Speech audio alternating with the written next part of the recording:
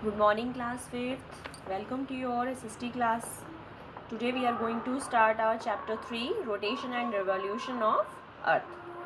देखिए बच्चों, earlier people believed that the earth was at the center of the solar system. देखिए इस chapter के अंदर हम रोटेशन और रिवॉल्यूशन ऑफ अर्थ के बारे में पढ़ने वाले हैं. अब उससे पहले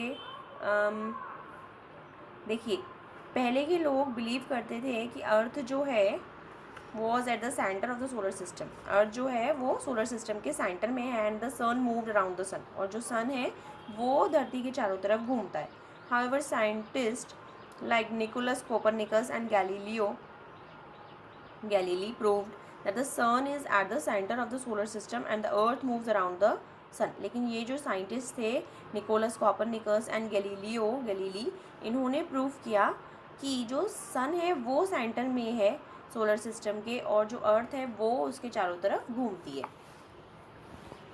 movements of the earth. The sun is at the centre of the solar system and has a fix position. Sun जो है वो सोलर सिस्टम के सेंटर में है और इसकी पोजिशन जो है वो फिक्स्ड है. Then how do we see the sun rise and set in the sky. तो अब ये क्वेश्चन अराइज होता है कि हम कैसे देख पाते हैं कि जो सन है वो राइज होता है और सेट होता है. मतलब सूर्यास्त और सूर्योदय दोनों चीज़ें होती हैं ना, उगता है और फिर सन जो है वो डूब जाता है. कैसे होता है ये? This happens because of the earth movement around the sun. ये होता है अर्थ के मूवमेंट्स की वजह से. अर्थ जो है मूवमेंट करती है सन के अराउंड, मतलब सन के चारों तरफ. The earth exhibits two types of movements. Earth जो है वो दो तरीके के मूवमेंट्स करती है, rotation and revolution. Rotation and revolution. अब देखिए रोटेशन क्या है.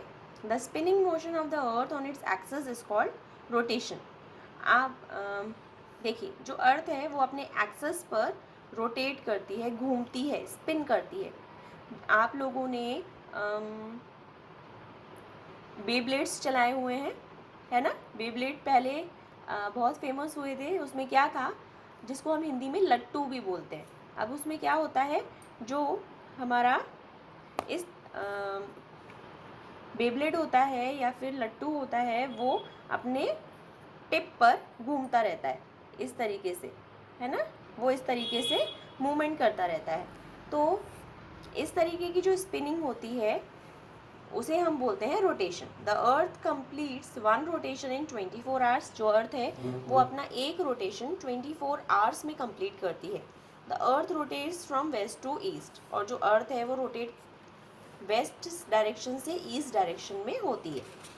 नेक्स्ट देखिए day and night. We know that the earth receives light and heat from the sun. Earth को जो लाइट है और हीट है वो सन से मिलती है. The side of the earth facing the sun. तो जब अर्थ की जो साइड सन की तरफ होती है वहाँ पर दिन हो जाता है और जो साइड सन की तरफ नहीं होती है वहाँ पर रात हो जाती है. It is due to rotation of the earth that we see the sun rise in the east and set in the west. और इसी रोटेशन की वजह से हम क्या देखते हैं कि सन जो है वो ईस्ट में राइज होता है और वेस्ट में सेट हो जाता है. Day and light is the effect of earth rotation, है ना. नेक्स्ट देखिए रिवॉल्यूशन. अब रिवॉल्यूशन क्या है. The earth moves around the sun in an oval shaped orbit. जो अर्थ है वो सन के चारों तरफ घूमती है एक ऑर्बिट के अंदर, ओवल शेप्ड ऑर्बिट के अंदर. इट मीन्स अगर मान लीजिए ये हमारा सन है और इसके चारों तरफ ये हमारा है ओवल शेप ऑर्बिट. ये ठीक से नहीं बना है.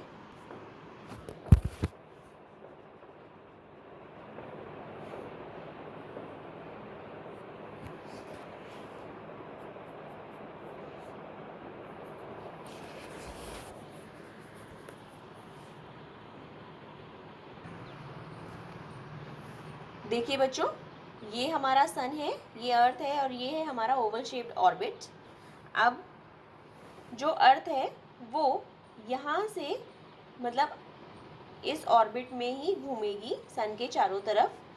और जो अर्थ है वो 365 होल 1/4 डेज लेती है अपनी पोजीशन पर वापस आने के लिए। मतलब अगर उसको एक राउंड पूरा कंप्लीट करना है तो जहाँ से शुरू किया वहाँ वापस आने के लिए अर्थ को कितना समय लगता है? 365 whole 1/4 days to complete one revolution. This is 1 year, इसी को 1 ईयर बोलते हैं। Year is divided into 12 months. Year जो है वो 12 मंथ्स में डिवाइड होती है। We experience varied seasons during these months, और हम डिफरेंट सीजन्स को इन मंथों में एक्सपीरियंस करते हैं। और इसी रिवॉल्यूशन में जब अर्थ की डिस्टेंस डिफरेंट हो जाती है, सन से दूरी अलग अलग होती है और फेसिंग अलग अलग होती है, इसी की वजह से हम सीजन्स महसूस कर पाते हैं। अब देखिए, the annual cycle of seasons is caused by earth rotation. तो एनुअल साइकिल जो सीजन्स हैं, ऑटम, स्प्रिंग, विंटर, समर, ये सारे सीजन्स हम किसकी वजह से महसूस कर पाते हैं? अर्थ के rotation and revolution around the sun की वजह से। ठीक है, there are 4 main seasons that the earth experience. 4 main seasons होते हैं, which are summer, autumn, winter and spring. ठीक है, as the earth revolves around the sun, its tilted axis always pointed in the same direction. अब देखिए, अर्थ जो है वो सन के चारों तरफ घूमती है।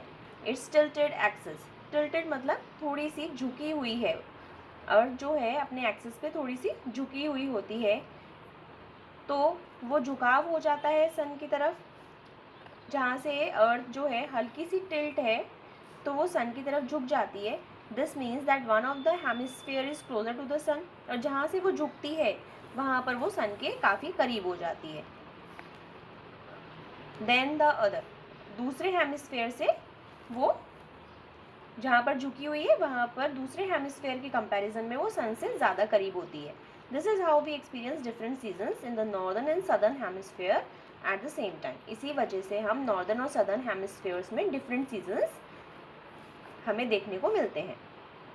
When the northern hemisphere is tilted towards the sun, जब नॉर्दर्न हेमिस्फीयर टिल्टेड होता है, झुका हुआ होता है सन की तरफ, तो उसको ज़्यादा सनलाइट मिलती है। एज अ रिजल्ट वहाँ पर गर्मी हो जाती है, और the days are longer than the night, इसीलिए वहाँ पर दिन जो है वो रातों से ज़्यादा लंबे होते हैं। Since the southern hemisphere is tilted from the sun, southern hemisphere जो है वो सन से थोड़ा दूरी पर होते हैं, तो वहाँ पर जो सन रेज हैं वो थोड़ा कम रहती हैं, कम पहुँचती हैं। तो it is winter in the southern hemisphere, इस वजह से वहाँ पर सर्दी होने लगती है। The day when the northern hemisphere is tilted the most towards the sun, it is called the summer solstice. ठीक है बच्चों, तो जब नॉर्दर्न हेमिस्फीयर सन की तरफ ज़्यादा टिल्टेड होता है, झुका हुआ होता है, तो वहाँ पर हम इसको बोलते हैं summer solstice. It occurs on 21 June every year, और ये जो है वो 21 जून को हर साल होता है। On this day people experience the longest day, इस दिन जो है पीपल्स जो है वो सबसे बड़ा दिन महसूस करते हैं, एंड द शॉर्टेस्ट नाइट, इस दिन सबसे छोटी रात होती है। On 22 December the people in the northern hemisphere experience the shortest day and the longest night, और 22 दिसंबर को नॉर्दर्न हेमिस्फीयर में सबसे छोटा दिन और सबसे लंबी रात होती है। This is called the winter solstice. ठीक है, इसे हम विंटर सोल्स्टिस बोलते हैं। Twice a year people experience equal length of the day and night, और ईयर में 2 बार ऐसा समय आता है जब जो पीपल्स हैं वो equal length and equal night को एक्सपीरियंस करते हैं। This happens when the sun rays fall vertically at the equator, और ये तब होता है जब जो सन की रेज हैं वो वर्टिकली इक्वेटर पर पड़ती हैं।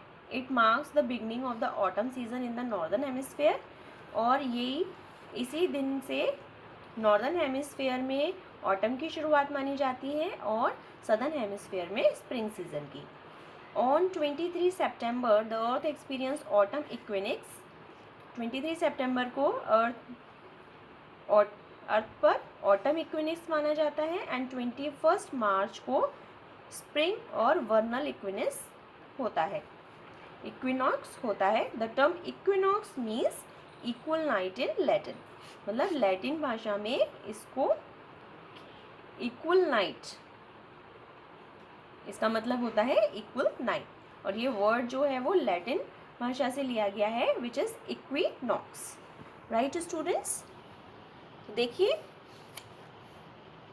इक्विनॉक्स 21 मार्च 23 सितंबर, ऑर्बिट क्या है, an imaginary Oval path along which planet revolves around the sun. Solstice 21st June and 22 December, when the whole world experience unequal length of the day and night. Okay, we will meet in next class. Till then, bye.